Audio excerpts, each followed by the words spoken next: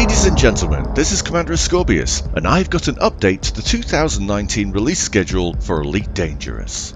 We're in the second half of 2019, and Frontier, while being careful with details, have been releasing small updates, just like they stated, which continue the Thargoid story with a new engineer and an apparent change of tactics from the Thargoids. The bubble didn't burn yet. That's probably because Dr. Kai came back and scared them all off to the Witchhead Nebula. At LaveCon 2019, Frontier announced their September update, which includes more improvements to the new player experience, with new fully voiced training scenarios to get new commanders into the game by smoothing out that sheer cliff face which previous aspiring space adventurers had to climb the hard way. They also announced a new virtual currency called ARCs, which can be purchased or earned in-game to acquire cosmetic items.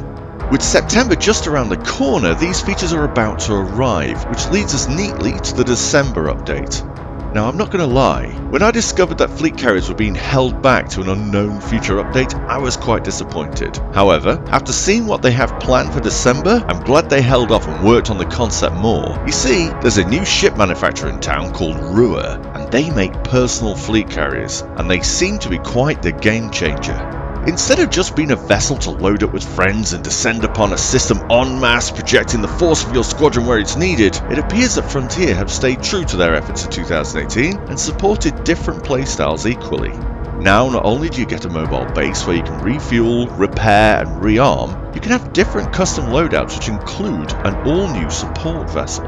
Quite how these support vessels interact with the carrier is currently not known. However, your fleet carrier can now have mercenary, mining and exploration roles. So on the next Distant Worlds expedition, you can be sure that there'll be a full support team backing you up. It also means that a group of commanders can find rich pickings in the black and use their fleet carrier as a base of operations while the ships mine a system to within an inch of its life.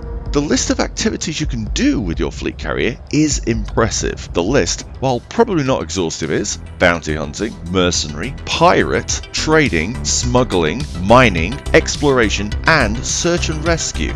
So those hopes of forming a real-life Thunderbirds might be a reality after all. I also said carriers plural. Each commander can own a single fleet carrier. That's right, commander, not squadron. So if you have the resources within your group, you could descend on a system with a fleet of battle stars and launch your might at the enemy. You can set up permissions so that only those who you wish to dock can do so, keeping out the riffraff. Each carrier has a maximum jump range of 500 light years per jump. They use the same jump drive technology as capital ships, and they require a special fuel which must be provided. They cannot fuel scoop from stars, so the commanders in the group will need to source this, possibly synthesizing it or acquiring it from somewhere else. Moving the carrier from place to place is done by scheduling jumps from the galaxy map. The owning commander does not have to be in the same system in order to order it to jump. It means you can move it around no matter where you are in the galaxy as long as you have the fuel. There's no information on whether the jump can be instant or something which can be witnessed by you or other commanders. Please Frontier, as a video content creator, I want to see these jump in and leave. If you want a carrier, prepare for it to be expensive. This is to be expected. There is no way a jobbing trader in an adder should be expected to own a full fleet carrier. You're going to need wealth. Although the exact numbers are not known, expect this to be in the billions of credits. So get on that gravy train and earn those credits sooner rather than later if you want to afford one. You've basically got until December to do it.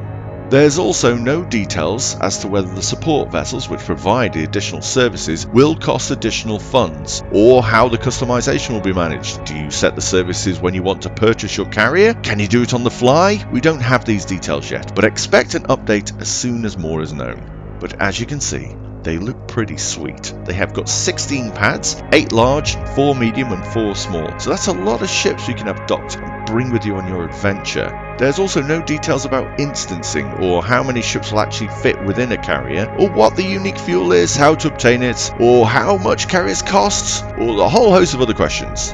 But none of that matters right now, because I bet you've not been able to get the Thunderbirds tune out of your head since I mentioned it. Have a good time and fly aimless.